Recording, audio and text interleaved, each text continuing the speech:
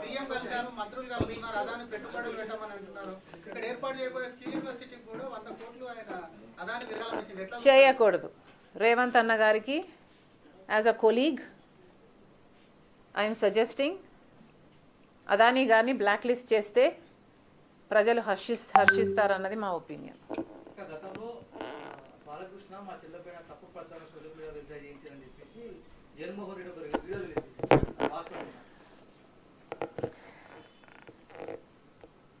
I have a major issue answering that question. నా problem ఏంటో చెప్తా.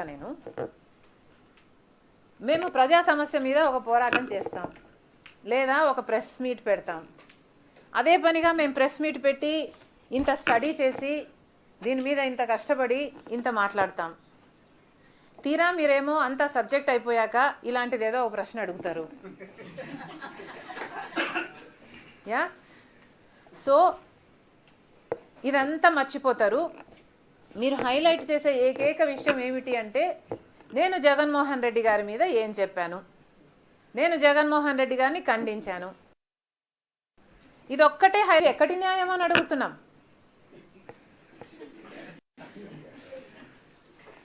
మేము మమ్మల్ని సాక్షి టీవీ ఎలాగో కవర్ చేయదు, సాక్షి ఛానల్, సాక్షి టీవీ, సాక్షి మీడియా ఎలాగో కవర్ చేయదు.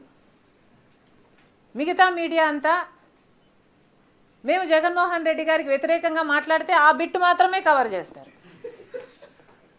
మేము ఎట్లా సర్వైవ్ అవ్వాలి? This is not right. మీరు అడిగిన ప్రశ్నలకు నేను సమాధానం ఇస్తా, బట్ మీరు కూడా you should have the courtesy to highlight the issues of the public also. ఎందుకు చెప్తున్నానంటే ఇవి పబ్లిక్ ఇష్యూస్ నేను మాట్లాడుతున్నది. ఇక్కడ అదాని జగన్మోహన్ రెడ్డి గారికి లంచం ఇస్తే నాకు పైసా రాలేదు.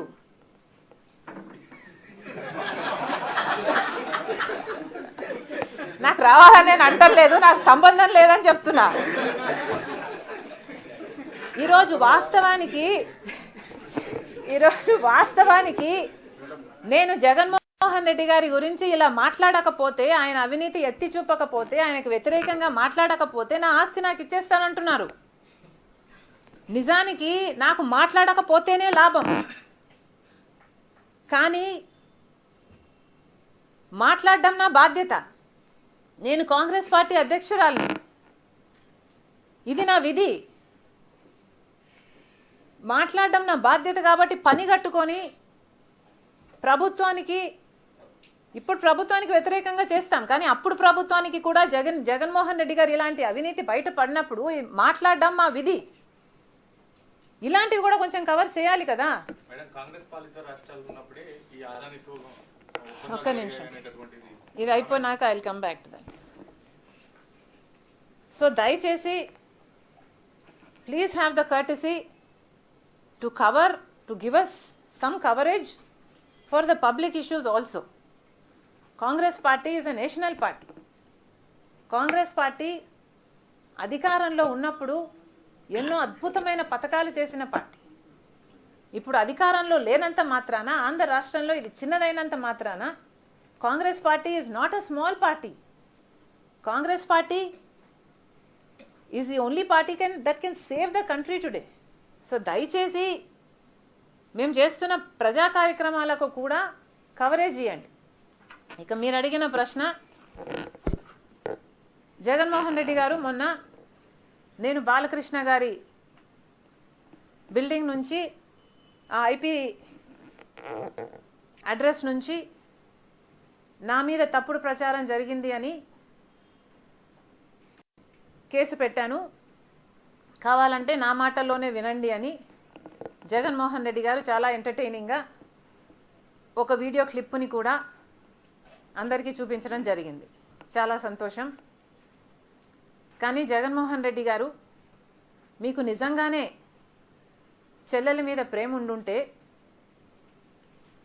మీకు బాలకృష్ణ గారో లేక బాలకృష్ణ బిల్డింగ్ ఐపీ అడ్రస్ నుంచో మీ చెల్లెల మీద తప్పుడు ప్రచారం జరిగింది అని మీరు నమ్మింటే, మీకు తెలుసుంటే, మరి మీరు 5 సంవత్సరాలు ముఖ్యమంత్రిగా ఉన్నారు కదా, ఆ ఇష్యూ జరిగిన తర్వాత 5 సంవత్సరాలు మీరు ముఖ్యమంత్రిగా ఉండి ఏం గాడిదలు కాశారండి? ఎందుకు ఎంక్వైరీ వేయలేదు బాలకృష్ణ మీద? మీరు ఇప్పుడు చెల్లెల మీద ప్రేమ ఉన్నట్టు మీరు మాట్లాడుతున్నారే. మీకు నిజంగానే చెల్లెల మీద ప్రేమ ఉంటే ఏ ఇష్యూ అయితే బాలకృష్ణ బిల్డింగ్ నుంచి అప్పుడు జరిగిందో ప్రభాస్కు నాకు సంబంధం ఉంది అని, అదే ఇష్యూని గత 5 సంవత్సరాలలో మీ సైతాన్ సైన్యం మీ సోషల్ మీడియాలో మీరు వాడుకోలేదా? నేను ఏ రోజైతే కేసు పెట్టానో, ఇలా జరిగింది, నా మీద తప్పుడు ప్రచారం జరుగుతుంది అని ఏ రోజైతే కేసు పెట్టానో ఆ రోజే నేను ప్రభాస్ అన్న వ్యక్తిని ఇంతవరకు చూడలేదు అని చెప్పాను. ఈ రోజుటికి కూడా నాకు ప్రభాస్ అంటే ఎవడో తెలియదు. ఈ రోజుటికి కూడా చెప్తున్నా, ఆ రోజు ప్రమాణం చేశాను నా బిడ్డల మీద నాకు సంబంధం లేదు ఆయనతో అని. ఈ రోజు మళ్ళీ చేయడానికి కూడా చెప్తున్నా నాకు సంబంధం లేదు ఆయనతో. నా బిడ్డల మీద ప్రమాణం చేసి చెప్తున్నా. జగన్మోహన్ రెడ్డి గారికి ఇవన్నీ తెలిసి కూడా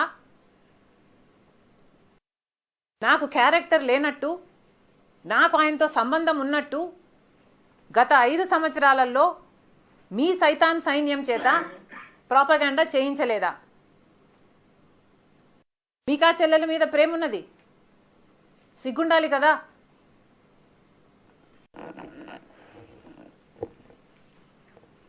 మళ్ళీ నా వీడియోనే ప్లే చేసి మళ్ళీ ఆయనకు మైలేజ్ వచ్చేటట్టు వాడుకుంటున్నారు. అంటే నా వీడియో పనికొస్తుందన్నా మీరు వాడేసుకుంటారు. సో మీరు చెల్లెల్ని వాడేసుకుంటారు, మీరు తల్లి మీద కేసైనా పెడతారు, మీరు నాన్న పేరుని సిబిఐ ఛార్జ్ షీట్లో అయినా చేర్పిస్తారు. మీరు ఏమైనా చేయగలరు, మీకు మీరే సాటి సార్.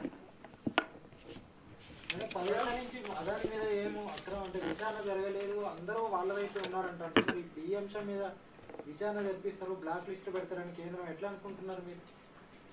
అదాని మోడీ ఇద్దరు ఒకటే అంటున్నారు. ఒక్కటే అంటున్నాం. అదే కదా రాహుల్ గాంధీ గారు పదే పదే చెప్తున్నది ఏమిటి? అదాని మీద ఎందుకు యాక్షన్ తీసుకోవటం లేదు?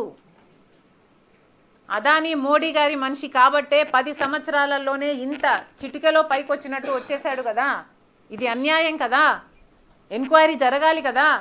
మన ఏజెన్సీలు ఆయన అవినీతిని కనుక్కొని ఉండాల్సింది కదా. ఎక్కడో అమెరికాలో బయటపడ్డం ఏమిటి? వీళ్ళు గాడిదలు కాస్తున్నారా? గుడిగురాలకు వెంట్రుకలు వీక్తున్నారా? ఏం చేస్తున్నారండి?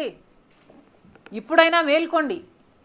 ఇప్పుడు ఎక్స్ట్రడిషన్ ట్రీటీ ప్రకారము మోడీ గారి దగ్గర ఉన్న ఈ 2 ఆప్షన్స్. ఒకటి, either he has to extradite him, అంటే అదాని గారిని అక్కడికి పంపించేయాలి ఎంక్వైరీ కోసం, or he has to prosecute him here, లేదా ఇక్కడైనా ప్రాసిక్యూట్ చేయాలి.